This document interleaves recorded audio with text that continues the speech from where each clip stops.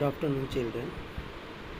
Today I am going to start your lesson third. Name of the chapter: Natural Resources, Vegetation and Wildlife. Means प्राकृतिक संसाधन, पेड़ पौधे और जीव जंतु. Now try to follow given lines. In the beginning, the earth was a barren planet. Barren means banjar. So when earth's surface originated by Big Bang theory and become a part of our solar system, on the same time there is no life on the earth's surface. So written here, in the beginning the earth was a barren planet. शुरू में पृथ्वी जो है एक बंजर भूमि थी. There is no life, we can say. There was no life in water, on land. As we know, earlier when earth emerged in our solar system, only earth had water and land. Percentage of water is 71 and the percentage of land is 29. But there is no life upon the earth's surface, either land and beside nor in the water. न जल में जीवन था और न ही भूमि पर जीवन था. Gradually life appeared in the ocean in the form of plants. We can say first form of life which developed on the earth's surface, especially in the water, are plants. पौधे सबसे पहले जल में उत्पन्न हुए.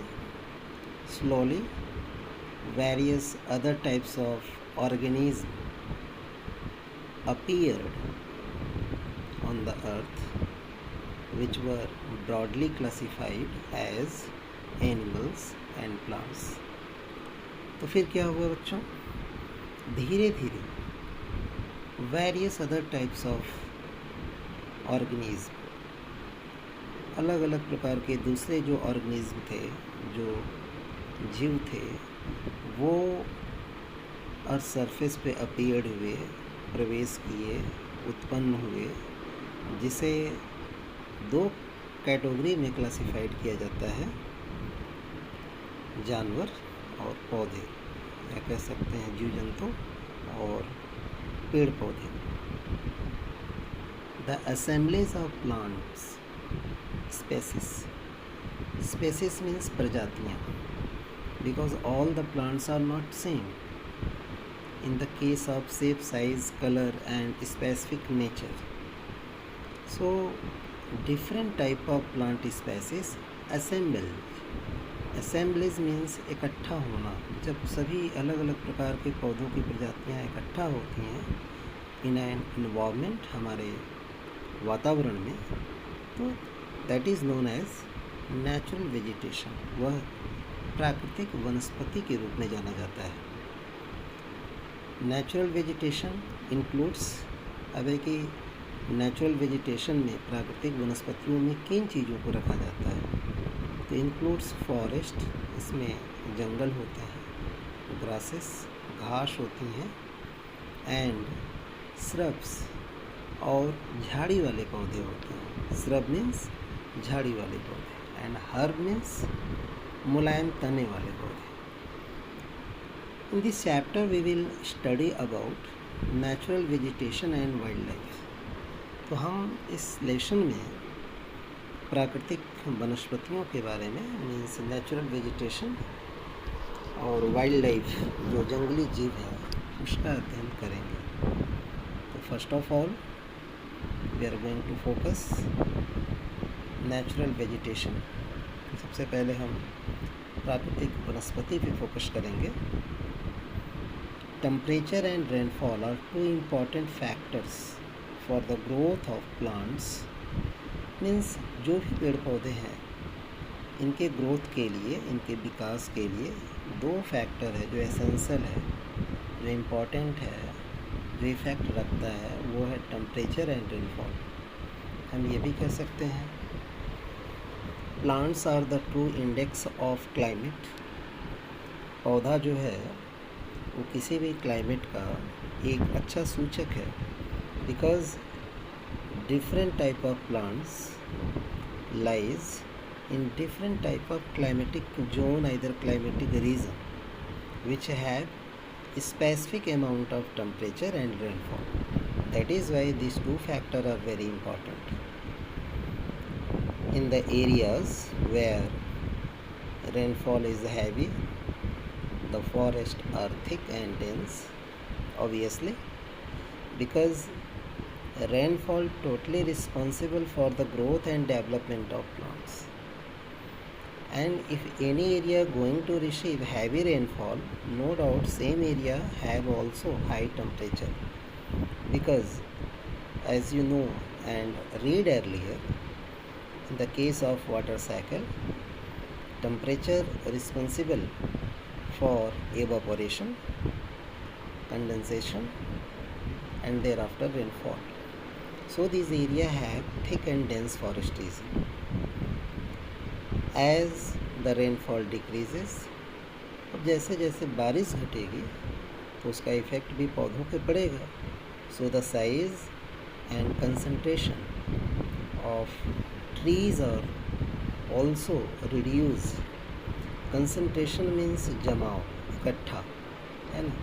Means we can say area which have high amount of rainfall, there is more concentration of plant species, and area which have low amount of rainfall have less concentration of plant species. तो जहाँ पे बारिश कम होगी वहाँ पे shrubs और short trees पाए जाएंगे, है ना. Common in the areas of low rainfall और in we can say desert area, जो मरुस्थल के क्षेत्र हैं, like in the case of India Thar desert specially which lies in Rajasthan. तो वहाँ पे पौधे छोटे होंगे और कम होंगे. The growing season is very short, और वहाँ पे जो पौधों के विकास का समय होगा बहुत कम समय के लिए होगा, because area going to receive few amount of rainfall for a short duration of time. So therefore plants occurring scattered patches. Scattered means बिखरे हुए. We can say scattered is opposite for the dense. Dense means घना, घने पेड़ होंगे, और scattered means बिखरे होंगे. Patches means अलग अलग टुकड़ों में. In the form of mosses, lichen. Mosses और lichen जो ये natural vegetation है, specially found in cold region. Now try to follow this map. Here is given some index. Like a tropical rainforest means tropical rainforest means those plants which are found near the equator, because equatorial regions also known as tropical area. तो tropical region और जो equator का area है वो दोनों का belt same होता है, इसलिए वहाँ पे जो पौधे मिलते हैं वो रेन फॉरेस्ट कहलाते हैं, क्योंकि वहाँ ट्रॉपिकल एरिया में बारिश ज़्यादा होती है. Second category is tropical deciduous forest. Deciduous means होता है पतझड़, means plants which are shed their leaves during a specific period of time to retain moisture. नमी को अपने अंदर बनाए रखने के लिए एक निश्चित समय में जो पौधे अपनी पत्तियां गिरा देते हैं. And third category is Mediterranean forest. Mediterranean one of the sea also located above the African continent, as you see here, which indicate here with the help of black color. And last category is the temperate softwood forest.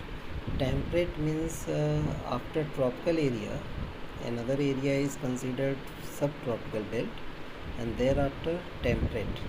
Temperate को हिंदी में उपोष्ण कहते हैं, where temperature is low and precipitation is also low.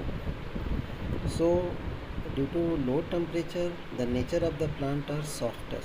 वहाँ पे मुलायम लकड़ी के बन पाए जाते हैं. अब यहाँ पे आप कंप्लीट वर्ल्ड फिगर मैप में देख सकते हैं. Tropical areas located on the map, world map, with the help of green color, especially in the case of South America, Amazon basin, in the case of Africa, Zaire basin, and so many southeast islands which lies in Asia. Mediterranean Sea, especially found in Mediterranean Sea. Mediterranean forest especially located in Mediterranean Sea, and some parts of the other countries like in Australia, southern western part, in the case of India, southern western part near the western coastal area, in Africa, southern tip of the African continent, and in the case of South America and North America, especially western coastal regions. So I hope you have better understanding regarding this map also. Now we are going to start next page number given here 23. We have already discussed in the earlier class about the distribution of vegetation region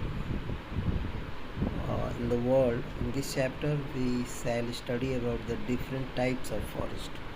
तो पहले तो हम लोगों ने class 7 में पढ़ा है distribution of vegetation regions of the world, विश्व में कहाँ कहाँ पे पेड़ पौधे पाए जाते हैं. और यहाँ हम देखेंगे डिफरेंट टाइप ऑफ फॉरेस्ट के बारे में, अलग अलग पेड़ पौधों के बारे में जो जंगल हैं आपके. तो so classification is given about the forest. Classification means वर्गीकरण. Why we have need here classification of forest? Because all the type of forest are not similar in the case of their specific nature. तो on the basis of location के आधार पे and the type of climatic condition, जो जलवायु की स्थिति है उसके आधार पे forest can be divided into the 3 broad categories. 3 व्यापक विस्तृत पैमाने पे फॉरेस्ट एरिया को डिवाइडेशन किया जाता है. तो फर्स्ट आपका है ट्रॉपिकल हार्डवुड फॉरेस्ट, है ना. तो ट्रॉपिकल एरिया में पौधे जो होंगे हार्डवुड होंगे, क्योंकि ट्रॉपिकल एरिया जो है हाई टेम्परेचर रखता है. ये फैक्ट्स आप माइंड में रखेंगे. मेडिटेरियन फॉरेस्ट जो मेडिटेरियन सी के आसपास डेवलप हुआ, और टेम्परेट सॉफ्टवुड फॉरेस्ट जहाँ पे टेम्परेचर लो हो और जहाँ पे मुलायम बन पाए जाए, जिनकी लकड़ियों से पेपर वगैरह बनाए जाते हैं, मैजिस्टिक्स बनाया जाता है, क्रिकेट का बैट वगैरह बनाया जाता है. तो first of all today we are going to cover about first classification of forest, tropical hardwood forest on the basis of temperature and rainfall. Earlier we have discuss these two are the base for the classification of forest. तो temperature और वर्षा के आधार पे अगर हम देखें तो tropical hardwood forest are categorize into 2 groups. इसको भी 2 भागों में बांटा गया, because in the case of tropical region some area have receive high amount of rainfall and some area receive low amount of rainfall. That is why categorized into 2 group. Tropical evergreen forest. Evergreen means जहाँ पे हमेशा हरे पौधे होंगे due to receiving high amount of rainfall, and tropical deciduous forest which receive low amount of rainfall as comparison to the tropical evergreen forest area. So let us start about tropical evergreen forest. These forests are also known as the tropical rain forest, है ना. Tropical evergreen forest को tropical rain forest, उष्णकटिबंधीय वर्षा one भी कहते हैं. Means गर्म क्षेत्र का वो इलाका जहाँ पे बारिश ज़्यादा होती है, because they are the confined to tropical regions. क्योंकि ये ट्रॉपिकल एरिया में ही जाने जाते हैं, वेयर हैवी रेनफॉल अकर्स, बारिश भी जहाँ पे बहुत ज़्यादा होगी, and through out the year, पूरे वर्ष भर, मतलब आप कह सकते हैं कि वर्ष के 12 महीने वहाँ पे ज़्यादा वर्षा होती है। All the trees of these forest do not shed their leaves, ये इसकी विशेषता हो गई। Tropical evergreen forest plants never shade their leaves at the same time, एक बार में पत्ती नहीं गिराते, means they shade their leaves but one by one, है ना। When moisture which presents in the leaf completely dried, then same leaf can be shed by the plants in these regions. Hence the forest always appear green, इसलिए पौधा चूँकि एक एक पत्ती गिरा रहा है तो हमेशा हरा भरा दिखेगा, and that is why such forests are known as the evergreen forest, इसीलिए इन पौधों को हरे वन कहे जाते हैं। तो ये क्वेश्चन भी पूछा जाता है कि why tropical evergreen forest is known as the evergreen forest, because these forest plants do not shed their leaves at the same time, ऐसा आप याद रख सकते हैं। They are spread in the areas of Ivory Coast, Ivory Coast आपका एक Europe का तटीय इलाका है, वहाँ पे भी ये पाए जाते हैं। और उसके बाद घाना में अफ्रीका में, नाइजीरिया अफ्रीका में है, कैमरून है, गैबोन है, सभी अफ्रीका में है। आइवरी कोस्ट भी आपका अफ्रीका में ही है। They are common in the western Ghats, जो इंडिया में वेस्टर्न घाट एरिया है वहाँ पे भी पाए जाते हैं। अंडमान और निकोबार आइलैंड में भी पाए जाएंगे, केरला वेस्टर्न कोस्टल एरिया में वहाँ मिलेगा, और north eastern parts of the country, जो नॉर्थ ईस्टर्न पार्ट है मीन्स जो 7 सिस्टर स्टेट्स हैं, असम, मेघालय, त्रिपुरा, मिजोरम, मणिपुर और अरुणाचल प्रदेश, इन सभी इलाकों में भी पाए जाते हैं। Now the favourable climatic condition for these forest are heavy and well distributed rainfall, जो फेवरेबल कंडीशन है, जो बहुत ही लाभकारी स्थिति है इन पौधों के लिए, वो क्या है कि वहाँ पे हैवी रेनफॉल होती है, वेल डिस्ट्रीब्यूटेड रेनफॉल होती है, मतलब वर्षा का वितरण जो है पूरे इलाके में ठीक से होता है पूरे वर्ष भर, थ्रू आउट द ईयर। अब सेकेंड आपका है हार्डवुड ट्रीज़, जिसको हम ट्रॉपिकल डिसीजिवस भी बोलेंगे। Hardwood trees of this forest are very tall, और इस इलाके के जो हार्डवुड फॉरेस्ट हैं, मीन्स ट्रॉपिकल एवरग्रीन फॉरेस्ट के ही जो हार्डवुड फॉरेस्ट हैं वो काफ़ी लंबे होते हैं, और लंबाई इनकी कहाँ तक पहुँचती है, अप टू 60 मीटर्स, 60 मीटर तक ऊँचे होते हैं, काफ़ी हाइट होती है। Several species of trees are found within a single area, means एक ही क्षेत्र में, एक पर्टिकुलर एरिया में बहुत सारे पौधों की प्रजातियां पाई जाती हैं। There are variation, we can say there are biodiversity, है ना, जैविक विविधता पाई जाती है पेड़ पौधों में। This forest are characterised by dense growth of vegetation, अब इस वन की विशेषता है कि यहाँ पे डेंस ग्रोथ ऑफ वेजिटेशन होता है, मीन्स वनस्पतियों का घना विकास होता है। The trees have broad leaves, जो पत्तियाँ होती हैं इन पौधों की काफ़ी बड़ी होती हैं। To permit transpiration of surplus moisture, जो सरप्लस मॉइस्चर होता है, मतलब नमी की मात्रा जो बढ़ जाती है उसको वो ट्रांसपेरेंट कर सकते हैं। ट्रांसपीरेशन प्रोसेस होता है, ट्रांसपीरेशन का मतलब due to high temperatures, moisture is present in the leaf can remove from the leaf of the plant, but gradually, because the shape of the leaf are bigger. Some of the typical trees, इसको हम पढ़ेंगे TYPICAL, typical नहीं पढ़ेंगे। Typical means होता है विशिष्ट, तो कुछ जो विशिष्ट पौधे हैं इस इलाके में पाए जाने वाले, वो है mahogany, ebony, rosewood, rubber and palm, ये मुख्य पौधे हैं। ये पौधों का नाम ज़रूर याद रखेंगे, क्योंकि क्वेश्चन पूछा जाता है write any 3 plants which presence in the tropical evergreen forest area, तो आपको 2-3 नाम याद रखना होगा। The animals found in the tropical rain forest are, अब इस इलाके में जो वाइल्ड लाइफ एनिमल्स पाए जाते हैं तो वो एलिफेंट है, लेम्यूर है, लेम्यूर एक बंदर की प्रजाति होती है, monkey and deer. Thank you.